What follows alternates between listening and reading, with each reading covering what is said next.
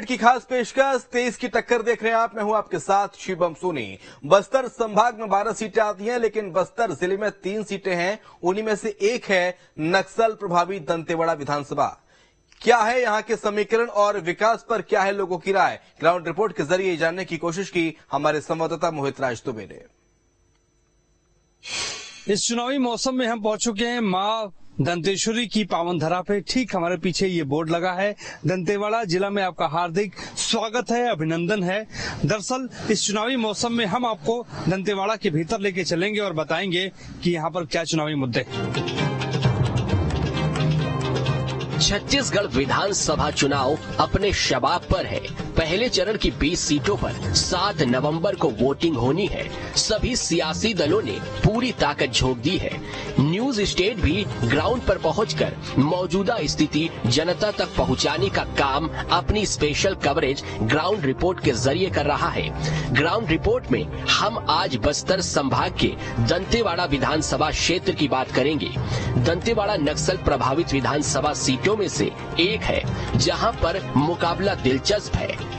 यहाँ बस्तर टाइगर के नाम से मशहूर रहे महेंद्र कर्मा के बेटे छविंद्र कर्मा कांग्रेस से चुनाव लड़ रहे हैं, तो उनके सामने बीजेपी के चेतराम आरामी ताल ठोक रहे हैं। बात दंतेवाड़ा की पिछले सियासी समीकरणों की करें तो 2018 चुनाव में बीजेपी की भीमा मंडावी ने जीत हासिल की थी, लेकिन 2019 में नक्सलियों ने भीमा मंडावी की हत्या कर दी और उपचुनाव में कांग्रेस की देवती कर्मा ने जीत हासिल की। वहीं 2013 चुनाव में कांग्रेस की देवती कर्मा, 2008 चुनाव में बीजेपी के भीमा मंडावी और 2003 में कांग्रेस के महेंद्र कर्मा ने दंतेवाड़ा से विजय प्राप्त की। दंतेवाड़ा विधानसभा चुनाव हो और मां दंतेश्वरी माता का जिक्र न हो, ऐसा हो ही नहीं सकता। शक्तिपीठों में से एक दंतेश्वरी माता मंदिर, जिनके नाम से ही जिले का नाम दंतेवाड़ा पड़ा। मां का आशीर्वाद लिए बिना कोई प्रत्याशी अपने चुनाव प्रचार की शुरुआत नहीं करता है। ऐसे में हमने मां दंतेश्वरी के द्वार पहुंचकर जमीनी हकीकत जानने की कोशिश की है। मां दंतेश्वरी की दरबार में मैं मौजूद हूँ। मैं ये समझना चाहता हूँ कि यहाँ पे अब सियासी माहौल क्या है दंतेवाड़ा का। आसपास गीदम क्षेत्र हो गया, बारसूर हो गया, और लगातार देखने को मिल रहा है कि लोगों का जन समर्थन जो है दोनों पक्ष को मिल रहा है। लोग चाहे वॉल पेंटिंग्स के माध्यम से हो या बैनर पोस्टर के माध्यम से, प्रसार जो है अपने शबाब पर है। अच्छा, एक बात और बताइए, जो सरकार की स्कीम्स हैं, किसानों की कर्ज माफी की बात हो या युवाओं को रोजगार देने की बात हो या केजी से लेकर पीजी तक पढ़ाई करवाने की बात हो, इन योजनाओं और इन घोषणाओं को किस तरीके से आप देखिए, मैं जनरली एजुकेशन को ज्यादा हाईलाइट करना था। अच्छी बात है, इन लोग फ्री एजुकेशन दे रहे हैं, लेकिन अभी पूर्व में इन लोग आत्मानंद स्कूल को जो किए हुए हैं, तो अगर इतना ही इन लोगों को एजुकेशन को इम्प्रूवमेंट करना था इनको एजुकेशन पे, तो पुराने हिंदी मीडियम स्कूल को परिवर्तन नहीं करना था, नए बिल्डिंग बना करके। नया भी बनाया जा रहा है और पुराने को अपग्रेड किया। अच्छी बात है, स्वागत है। आप देखते हैं आगे क्या होता है, किसका घोषणा पत्र अभी तो बीजेपी का आया नहीं है, उनका आएगा तो फिर बीजेपी का तो आ चुका है। अच्छा, आज ही आया होगा बीजेपी। लेकिन सवाल अब ये है कि घोषणा पत्र तो बहुत वादे होते हैं, पूरा बहुत कम लोग करते हैं, लेकिन सरकार का ये कहना है कि हमने जो घोषणाएं की थी वो हमने पूरा कर दिया है। तो इस बार इस सरकार पे कितना भरोसा है आपको? देखिए, अब कैसे लगते हैं आपको? अच्छे हैं, मुख्यमंत्री के तौर पे अच्छे हैं, बहुत अच्छे हैं, और ज्यादातर फोकस किसानों पे है, तो किसान वर्ग के लोग जानेंगे। हम तो युवा हैं। युवा क्या चाहता है छत्तीसगढ़? एजुकेशन और हेल्थ पे ज्यादा फोकस करे, यही चाहेगा। तो युवा यही चाहता है कि हेल्थ और एजुकेशन पे बातचीत हो। कुछ और लोग मौजूद हैं। किसानों का कर्ज माफी होना चाहिए कि नहीं? होना चाहिए, लेकिन जो बड़े बड़े जो किसान हैं उनका तो ठीक है, जो छोटे किसान को उनका काम माफ कर जा रहा है। माफ किया है। अरे रमन सिंह का भी कर्जा माफ हो गया है इस बार, तो रमन सिंह का भी कर्जा पिछली बार माफ हुआ है। कांग्रेस का कहना ठीक है। और क्या बात बताइए, पढ़ाई फ्री होना चाहिए कि नहीं? जी, पढ़ाई तो फ्री होना चाहिए, फ्री होना चाहिए। और रही बात सर, एक बात और बोलूं, क्या प्राइवेट स्कूल में बड़े जो है पैसे वाले बच्चे को पढ़ा रहे हैं और छोटे जो मिडिल क्लास के हैं वो प्राइवेट स्कूल में नहीं पढ़ा पा रहे हैं। अच्छा, तो ये दिक्कत हो रहा है। ये सर दिक्कत जी हाँ सर। तो स्वामी आत्मानंद स्कूल तो खोल रहे हैं, ये सरकार खोल रहे हैं सर, फिर भी अभी प्राइवेट स्कूल तो मैं तो चाहता हूँ कि बंद हो जाए। अच्छा, सरकारी स्कूल चले वो सबसे बढ़िया, सबके लिए एक ही अलाव है, सबके लिए एक ही। जी हाँ। तो हम माँ दंतेश्वरी की दरबार में है और यहाँ पर कृपा से इनका कहना है कि सब बेहतर होगा। लेकिन देखिए, कहते हैं कि माँ दंतेश्वरी के आशीर्वाद के बिना दंतेवाड़ा में चुनाव जीतना बड़ा मुश्किल हो जाता है। जब भी बात दंतेवाड़ा की होती है, बस्तर टाइगर के नाम से मशहूर महेंद्र कर्मा का जिक्र जरूर आता है। आए भी क्यों ना, उन्होंने नक्सल प्रभावित दंतेवाड़ा को नई दिशा दी और नक्सलियों के खिलाफ अभियान चलाए। ऐसे में जब उनका नाम आया तो लोगों की भावनाएं अपने आप जुबान पर आ गईं। 25 मई 2013 को जो झीरम घाटी में घटना घटी थी, उसमें महेंद्र कर्मा भी मारे गए थे। नक्सलियों ने जो है उनको मौत के घाट उतार दिया है। इस वक्त हम दंतेवाड़ा में मौजूद हैं और दंतेवाड़ा में एक सियासी मुद्दा महेंद्र कर्मा भी हैं, क्योंकि इनके बेटे शविंद्र वर्मा यहाँ से चुनाव लड़ रहे हैं। बस्तर का टाइगर इनको कहा जाता था और इनकी तस्वीर जो है यहाँ पर लगाई गई है। कांग्रेस पार्टी इनकी तस्वीर लगा के वोट मांग रही है। मैं देख रहा हूँ कि महेंद्र कर्मा जी की तस्वीर लगी है, फूल माला पर उन्हें जो है चढ़ाया हुआ है। कितना बड़ा मुद्दा महेंद्र कर्मा आज भी हैं दंतेवाड़ा में। कर्मा जी के नाम से हमारे दंतेवाड़ा जिले में आज ही कर्मा जी सब भगत है। सभी कर्मा बढ़िया बहुमत से जीत रहा है। उनके नाम से बढ़िया कर्मा जी के नाम से सब हो रहा है। हमारे दंतेवाड़ा जिला में कर्मा जी के नाम चला है। स्वर्गीय कर्मा महेंद्र कर्मा, आज उनके पीछे सब कार्यकर्ता बनाया हुआ है। आज वही सब काम करे हम लोग। महेंद्र कर्मा को क्यों याद कर रहे हैं आप लोग? वो तो हमारा मतलब राष्ट्रीय का नेता था, छोटा मोटा नेता नहीं था। यहाँ खाली दंतेवाड़ा जिले का नहीं था, राष्ट्रीय नेता था महेंद्र कर्मा। तो महेंद्र कर्मा को नक्सलियों ने क्यों मार दिया? वो विरोध करता था, इसलिए नक्सली हमारे क्षेत्र में नहीं होना, इसलिए विरोध कर, इसलिए मारे उनको। कर्मा जी सही का लड़ाई लड़ रहे थे, इसलिए उनको बस्तर का टाइगर भी कहा जाता था। हाँ, टाइगर जैसा था ही, वो कम थोड़ी माया था। कर्मा जी बोलने से राष्ट्रीय स्तर का नेता था, छोटा मोटा नेता नहीं था। आदिवासी में एक ऐसे नेता था तो महेंद्र कर्मा जी आज देश में पहचान होता है। आदिवासियों के लिए महेंद्र कर्मा ने ऐसा क्या किया था कि आज भी आप लोग याद करते हैं, उनकी तस्वीर लगाकर आप लोग वोट मांग रहे हैं? मतलब आदिवासी की नहीं, वो सामान्य सबको लेके चलता था। महेंद्र कर्मा ऐसा नहीं कि वो खाली आदिवासी, पिछड़ा वर्ग जो सामान्य लोग, उनके लिए सटीक सूची में लड़े थे कर्मा जी कि हमारे बस्तर शहर में आदि जो राउत लोग रहते हैं वो सामान्य सीट है, धाकड़ है, सबको एक सामान्य, खाली आदिवासी ने सबको लेके चलने वाले थे। वो आदिवासी ऐसा नहीं थे, वो सामान्य के नेता था, जातिवाद नहीं चलाते थे। एक बात बताइए, क्या मुद्दा है? कांग्रेस को कोई क्यों वोट दे? क्या इस बार मुद्दा है दंतेवाड़ा विधानसभा क्षेत्र में? कांग्रेस ने बढ़िया काम करा, किसानों का धान खरीदी बढ़िया करा, तेंदुपत्ता है, भूपेश बघेल ने बढ़िया काम करा, हर चीज रोजगार का काम, सबका काम बढ़िया करा। ये कहा जा रहा है कि शविंद्र वर्मा को टिकट दिया गया, उनकी माँ का टिकट काट कर, रेवती कर्मा जी का, तो इससे इसका असर पड़ेगा? नहीं तो माँ तो बेटा का आशीर्वाद दिया ना भाई, माँ तो बेटा को आशीर्वाद है। माँ बुजुर्ग हो गए, तुम बेटा को आशीर्वाद दिए, माँ के कहने से टिकट मिला ना सभी कर्मा को। अच्छा। और कार्यकर्ता सब चाह रहे थे, यहाँ लोकल लड़के लोग, युवा लड़के लोग, सब सभी को चाह रहे थे। युवा है, अभी उनको ही लड़ना है। माँ तो बुजुर्ग हो गए, अब उनका आशीर्वाद बेटा पर है। उनका आशीर्वाद बेटे पर है ना पूरा। बेटे पर आशीर्वाद है माँ का, और तस्वीर पिता महेंद्र कर्मा का लगाया गया है। और खासतौर पे महेंद्र कर्मा के बारे में कहा जाता है कि वो सभी वर्गों को एक साथ लेकर चला करते थे और बस्तर संभाग के भीतर आदिवासियों के एक बड़े नेता वो थे। और 25 मई 2013 का वो दिन छत्तीसगढ़ की सियासत के ही लिए नहीं बल्कि देश की सियासत के लिए एक बहुत बड़ा झटका था, क्योंकि 32 कांग्रेस के नेताओं को एक साथ मौत के घाट उतार दिया गया था। कभी नक्सलवाद का गढ़ रहा दंतेवाड़ा धीरे धीरे विकास की राह पर है, लेकिन ये रफ्तार बहुत धीमी है। तभी तो आम जनता आज भी मूलभूत सुविधाओं से वंचित है। दंतेवाड़ा में क्या सियासी मुद्दे हैं, जनता किन मुद्दों पे वोट डालने जा रही है?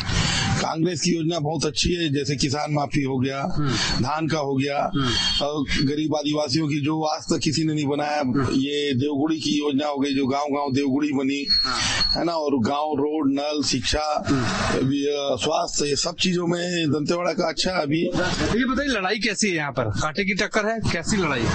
फिलहाल तो देखने को ये मिल रहा है, अभी जो है भूपेश सरकार 5 साल जो इसमें थे, इससे पहले 15 साल है ना रमन सरकार ने चलाया यहाँ पर, उसमें जनता त्रस्त हो चुकी थी है ना। और अभी जो भूपेश सरकार को 5 साल का जो समय मिला, उसमें 2 साल तो कोरोना चले गया उनके लिए, उन्होंने 3 साल के अंदर जो सुविधा दिया है, उसमें हम सारे जनता उनके साथ खुश है। ये खासतौर पे बेरोजगारी एक बड़ा मुद्दा दंतेवाड़ा में रहा है, जो युवा हैं वो पलायन करते हुए नजर आए थे पहले, अब स्थिति कैसी है? अब स्थिति वही है, युवा तो ऐसी, कितना बच्चों को कितना लोगों को नौकरी देंगे, सब तो पढ़े लिखे बहुत हो गए हैं आजकल, अब किसको नौकरी देंगे। इसलिए उनको अपना अपना धंधा के लिए अपना कोई रोजगार करो, कोई धंधा करो, कोई दुकान खोलो, ऐसा करके सरकार समझा रही है। देखिए कुछ महिलाएं भी बैठी हुई हैं। नमस्कार, कैसे हैं आप लोग? ये देखिए मोबाइल से बात करें, बैठिए और बताइए क्या हाल है? सियासत में क्या चल रहा है, क्या मौसम है? सही तो चल रहा है। सही। कौन आगे है, कांग्रेस है बीजेपी है? अब इतना तो नहीं मालूम भाई। वोट डाले जाएंगे कि नहीं? आप जाएंगे ना, पिछली बार डाली थी, इस बार किसको वोट डालेंगे? नहीं वो तो नहीं बताऊंगी भाई, मेरे घर वाला आदमी को नहीं बताऊंगी मैं किस में डालूं। अरे वाह, क्या बात कर दी। यही तो ताकत है और यही आपका अधिकार है कि आप किसी को मत बताइएगा। लेकिन ये बताइए कि महिलाओं का विकास हुआ इस सरकार में, दंतेवाड़ा की महिलाएं क्या चाहती हैं? अब उनका विचार क्या चाहती हैं हमको तो इतना मालूम नहीं। करती क्या है आप? मैं कुछ नहीं करती हूँ, घर में रहती है। हाँ जी। तो आपके पति जी क्या करते हैं? रिटायर टीचर था पहले। अच्छा, टीचर थे। हाँ जी। तो खेती किसानी तो होती होगी, तो धान उनकी खरीदी हुई कि नहीं? न होती है। हाँ। तो सरकार सही दाम दे रही है कि नहीं? नहीं, पिछले बार 2000 कितना इतना तो दिए। अच्छा, दिए हैं। हाँ जी। तो कांग्रेस ने ऐलान किया है कि अगर उनकी सरकार दोबारा बनती है तो वो सिलेंडर में 500 रुपए की सब्सिडी देंगे आपके खाते में। बनने दो ना, हम तो वही चाहते हैं कि कांग्रेस बन जाए, कांग्रेस बन जाए हमारे मन है ना, कांग्रेस बन जाए। पहले से तो वही है, राजीव गांधी, इंदिरा गांधी मन। क्या मुद्दे हैं, किन मुद्दों पे इस बार आप मताधिकार का इस्तेमाल करेंगे? देखिए, जो 15 साल जो हमारा सरकार था, बीजेपी का सरकार, उस समय बहुत सारा योजना लाए और हमारे जनता के लिए बहुत कुछ परिवर्तन हुआ। और 5 साल कांग्रेस का शासन में, कांग्रेस का सरकार का, कांग्रेस का विधायक का काम देखिए, यहाँ गांव में देखा जाए कुछ काम नहीं हुआ है। अभी देखा जाए तो गांव में गोठान के नाम से गोबर खरीदे हुआ है, वो जहाँ का वहीं पड़ा हुआ है। ये बताइए कि इस बार दंतेवाड़ा का क्या सियासी मिजाज है? अब पार्टियां अपनी अपनी लगी हुई हैं, तो इसमें अपने भाजपा से, कांग्रेस से और आप पार्टी से भी प्रत्याशी लगे हुए हैं। मतदाता अभी शांत हैं और अपना मन बना चुके हैं। कांग्रेस और भाजपा का ही हमेशा यहाँ से टक्कर होता है और इस बार भी दोनों का ही रहेगा और भाजपा ही अभी आगे है। भाजपा के उम्मीदवार का नाम क्या, पहले ये बताइए। आप कह रहे हैं आगे है? चैत्रा मट्टामी। लोग कह रहे हैं कि चैत्रा मट्टामी जो है नए हैं, पुराने नहीं हैं, कई लोग ऐसा कह रहे हैं। क्या जवाब देंगे उनके लिए आप? देखिए, चैत्रा मट्टामी संगठन से जुड़े हुए बहुत पुराने व्यक्ति हैं।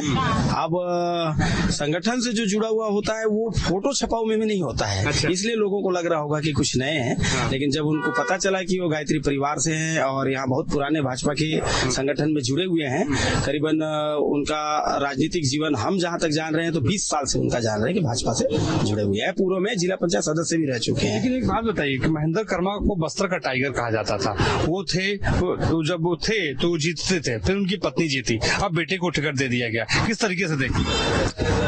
अभी तो कांग्रेस का नीति रहा है परिवारवाद, वही सिस्टम है यहाँ पर, परिवारवादी है। बीजेपी में भी तो परिवारवाद है, ऐसा थोड़े नहीं। हमारे यहाँ तो देखने को नहीं मिला है।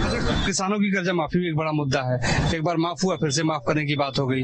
किसानों का कर्जा माफी कितना बड़ा मुद्दा है? मैं जिस क्षेत्र से बिलोंग करता हूँ, आप यहाँ किसी भी किसान से पूछेंगे तो उनका कर्जा कोई माफ नहीं हुआ है। अच्छा, उनके कर्ज माफ के नाम पे केवल उनको छला और ठगा गया है। कई लोग तो कह रहे हैं माफ हुआ है। कोऑपरेटिव बैंक खुद कर्ज में पड़ा हुआ है, वो कर्ज कहाँ से छोड़ेगा? जी जी, आप उन सभी लेंस में ही सभी किसानों का अकाउंट्स है और खुद बैंक कर्ज में पड़ा हुआ है, वो कर्ज का पैसा कहाँ से माफ करेगा? देखिए, यही सियासी मुद्दे हैं, जनता के अपने अपने विचार हैं, जनता ही जाने कि उसके मन में क्या चल रहा है, क्योंकि मताधिकार का इस्तेमाल जो जनता कर रही है वो ये नहीं बता रही कि वो अपना मत किसको दे रही है, लेकिन मुद्दों पे बात जरूर कर रही है। देखो, चाट बनाने वाले भाई साहब हैं, क्या नाम है आपका? मेरा दिवाकर साहब। अरे दिवाकर जी, कहाँ के रहने वाले हैं आप? रीवा जिला। रीवा जिला, तो आप रीवा में डालते हैं कि यहाँ डालते हैं? वोट तो यही डालते हैं। यही डालते हैं। कि क्या मुद्दा है? विकास हुआ है यहाँ पर? विकास हो रहा है। विकास हो रहा है, तो विकास हो रहा है तो कितना हुआ है विकास? विकास अब हमारे हिसाब से ठीक हो रहा है। तो चाट रोड में कितनी आमदनी हो जाती है? हो गया 1000, कभी 600, कभी 500। ये क्या आमदनी है कि पूरा बिक्री है? बिक्री। हाँ। तो उसमें फायदा कितना होता है? फायदा होगा 200 रुपये हमको रोज निकल रहा है सर, बस 200 रुपये निकलता है। महंगाई देख रहे हैं। तो परिवार कैसे चलता है? चल रहा है, हो गया पेट काट के, बस बड़ा मुश्किल है। आप क्या के बोलेंगे सर, कमाने वाले 1 आदमी, खाने वाले 5 आदमी। चला रहा हूँ, अब 1 बजे से आया हूँ, धूप में खड़ा हूँ। वोट डालेंगे ना? वोट तो डालेंगे। वोट डालेंगे। हाँ। लोकतंत्र को मजबूत कीजिए और अच्छी सरकार चुनिए ताकि आपकी भी आमदनी बढ़े। और यही मुद्दा है, खासतौर पे जब हम ग्राउंड पे पहुंचते हैं, ग्राउंड पर जाते हैं, तो जनता के जो मुद्दे हैं, जनता की जो सोच है, वो किन मुद्दों के आधार पे अपने मताधिकार का इस्तेमाल करेगी, दंतेवाड़ा के लोकतंत्र को मजबूत करेगी, यही हम बताने की लगातार कोशिश कर रहे हैं। वहीं दंतेवाड़ा में भूपेश सरकार की महत्वाकांक्षी मिलेट मिशन के अंतर्गत मिलेट्स कैफे की मौजूदा स्थिति भी जानी। बस्तर रीजन में घूमिए तो बस्तर कैफे मिलेगा, मिलेट कैफे आपको मिलेगा। दंतेवाड़ा नक्सल प्रभावित इलाका है। सरकार की ये कोशिश है कि वो रोजगार मुहैया करवाए नक्सल प्रभावित इलाकों में। यहाँ पे हम पहुंचे हैं तो मिलेट कैफे यहाँ पे लिखा है। भैया, ये मिलेट कैफे किस तरीके से खोला गया है और सरकार से कितना आपको फायदा हो रहा है? आपको लग रहा है कि इससे कोई फायदा होने वाला है या हो रहा है? जी बिल्कुल, इससे फायदा हो रहा है। हम जैसे जो नौजवान हैं, उन्होंने एक समूह बनाया और जिला प्रशासन के द्वारा और कृषि विज्ञान केंद्र के जो प्रोजेक्ट है मिलेट कैफे, उसमें हम लोग को मिला ये मिलेट कैफे। साथ ही साथ हम लोग इस मिलेट कैफे में जितने भी ऑर्गेनिक चीजें हैं, जैसे आप सुने होंगे कोदो, कुटकी, रागी, जौ, बाजरा, है ना, ये सब जो पौष्टिक आहार है, तो ये मिलेट कैफे के द्वारा हम जैसे लोगों को, मतलब बेरोजगारों लोगों को रोजगार तो मिला ही मिला, साथ ही साथ जो रॉ मटेरियल, मतलब जो ऑर्गेनिक चीजें हैं हमारे देश के चीजें तो ठीक है, लेकिन किसानों को क्या फायदा हुआ? ये तो सवाल लाजमी है, महत्वपूर्ण है। किसानों को ये फायदा हुआ, जो लोग कोदो, कुटकी और रागी ये सब उगाते थे, जो खेती करते थे, वो उतना सेलिंग नहीं था। समझ रहे हैं ना, मतलब जितना ये मिलेट कैफे या जैविक बाजार जो बताया आपको मैं, उनके माध्यम से आज पूरे इंडिया में ये जा रहा है, जैविक बाजार का कोदो। एक दिन में कितना कमा लेते हैं आप? अब ये तो डिपेंड करता है, देखिए सीजनल रहा तो इनकम जो रहा हमारा वो 10,000 12,000 जाता है। ये जाता है जी। एक बात बताइए, इस बार चुनावी मौसम क्या है दंतेवाड़ा का? आज चुनावी मौसम अब मैं क्या बताऊं, बस चल रहा है, अच्छा खासा है मौसम। क्या है इस बार दंतेवाड़ा में? मुद्दे तो वही रहते हैं जो हर बार हैं, बेरोजगारी हो गई, सड़कें हो गई, नल हो गया, है ना, यही मेन मुद्दे हैं, नक्सली हो गया जी। बाकी जैसे देखें तो दोनों अच्छे हैं, दोनों लगे हुए हैं, बीजेपी से भी कांग्रेस से भी। अब देखिए किसकी सरकार बनती है। युवा क्या सोचता है इस बार दंतेवाड़ा का? युवा तो देखिए, अब युवा चाहता क्या है? युवा सबसे पहले तो ये चाहता है उसको रोजगार मिले, है ना, क्योंकि यहाँ का बच्चा जो है बाहर पढ़ने अगर जाता है ना, बाहर पढ़ने जा रहा है, घर वाले खर्चा कर रहे हैं, सब कर रहे हैं, और बाहर जाके युवा ये सोचता है कि अब यहाँ से मैं पढ़ चुका हूँ, मेरे को शिक्षा प्राप्त हो चुका है, तो मैं अपनी जगह के लिए कुछ करूँ। तो सरकार की ये जिम्मेदारी है कि वो उसको कुछ ऐसा अपॉर्चुनिटी दे, बिल्कुल, है ना, जिससे वो कुछ यहाँ कर सके। देखिए बहुत बड़ी बात है, युवा यही सोच रहा है कि रोजगार, और युवा को रोजगार अगर आप उसके इलाके में दे देंगे तो सर्वांगीण विकास होगा। ग्राउंड रिपोर्ट में हमारी टीम ने स्थानीय दुकानदारों से भी बात की और उनके मन को टटोलने की कोशिश की। दंतेवाड़ा में लगातार हम सियासी मिजाज टटोलने की कोशिश कर रहे हैं। जनता क्या सोच रही है, जनता किन मुद्दों पे अपने मताधिकार का इस्तेमाल करेगी, क्या होना चाहिए दंतेवाड़ा में? होना चाहिए। सबसे बड़ी बात यहाँ जाति का है ना, तो हम लोग साहू है, तो हम लोग का जाति में यानी कॉलेज में बहुत कम भर्ती लेके हैं। सबसे बड़ी बात तो यही समस्या है। और हम लोग को छूट नहीं मिलता। अच्छा, इसका छूट नहीं मिलता है आपको? अच्छा, तो स्कूल अच्छा होना चाहिए। स्कूल नहीं सर, यानी बाहर पढ़ने जाते हैं ना, तो जिसके पास शक्ति नहीं है, कम से कम यहाँ कॉलेज होगा सबके लिए, तो यहाँ भेजेंगे ना माँ बाप, घर से आना जाना कर सकते। स्कूल है, कॉलेज नहीं है। हाँ, कॉलेज नहीं है। अच्छा, तो सबसे हाँ कॉलेज होना चाहिए। कि अब तो सरकार नया योजना ला रही है, केजी से लेके पीजी तक सब फ्री। इसको किस तरीके से देख रही है? खाली आदिवासी का छूट है, हम लोग का छूट नहीं है। सबके लिए होगा? नहीं है, मैं नहीं मानती, क्योंकि मेरी लड़की अभी खुद गई है अच्छा पढ़ने। लेकिन इस बार सब फ्री हो जाएगा अगर सरकार आई। हम लोग जैसे लोन भी निकालते हैं ना, मान लो 10,000 का, तो 10,000 किस्त पठाना पड़ता है, तो क्या मतलब हम लोग को? महंगाई बहुत ज्यादा है। महंगाई ज्यादा है ना, सबसे बड़ी बात। महिलाओं को और क्या चाहिए दंतेवाड़ा में? क्या महिलाएं क्या सोचती? अब महिलाएं क्या सोचती क्या मालूम, हम तो रोजगार करते, रोज कमाओ रोज खाओ सबसे। हाँ, और अभी क्या जो बेरोजगार वाला पैसा मिलने वाला था वो भी नहीं मिला, ये समस्या। और मोदी सरकार जैसे शौचालय बनाया, जो अपने हाथ से बनाए, उन लोग को भी पैसा नहीं मिला। नहीं दिया मोदी सरकार? नहीं मिला। अब मोदी दिया होगा, अब सामने वाला नहीं दिया रे भाई, सीधी सी बात। और सबसे बड़ी बात तो यानी आदिवासी छोड़ के अन्य कास्ट लोग को भी देखिए। सबका भला होना चाहिए, मतलब पूरा विकास होना चाहिए। हाँ, नेता तो वैसी होना चाहिए, हम गरीब के लिए भाई। वोट डालने जाएंगी? वोट डालने जाएंगे, पर किस में डालेंगे नहीं बताएंगे हम तो।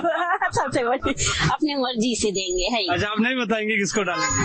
हम आपसे नहीं पूछेंगे कि आप किसको डालेंगे, अपने मर्जी से देंगे। नेता अच्छा चुनिए। नेता अच्छा होना है जो सबका भलाई करे, सही बात है। वोट आप सही जगह डालिएगा, है ना?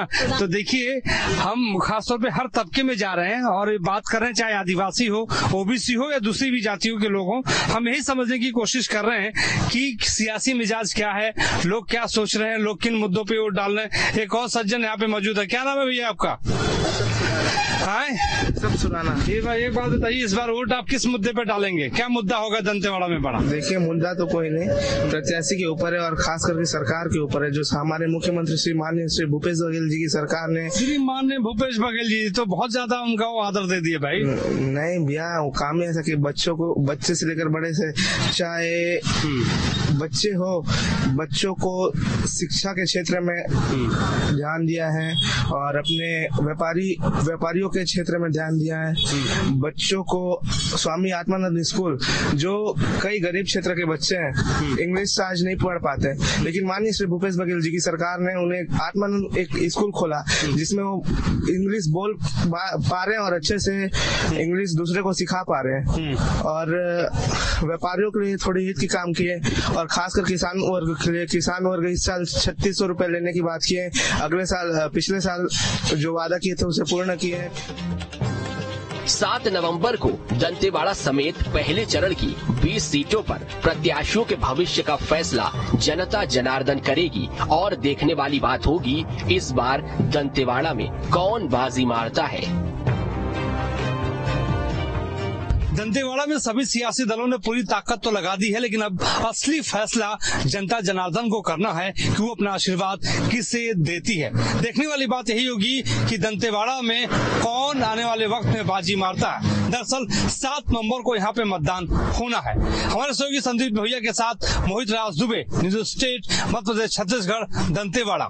नमस्कार।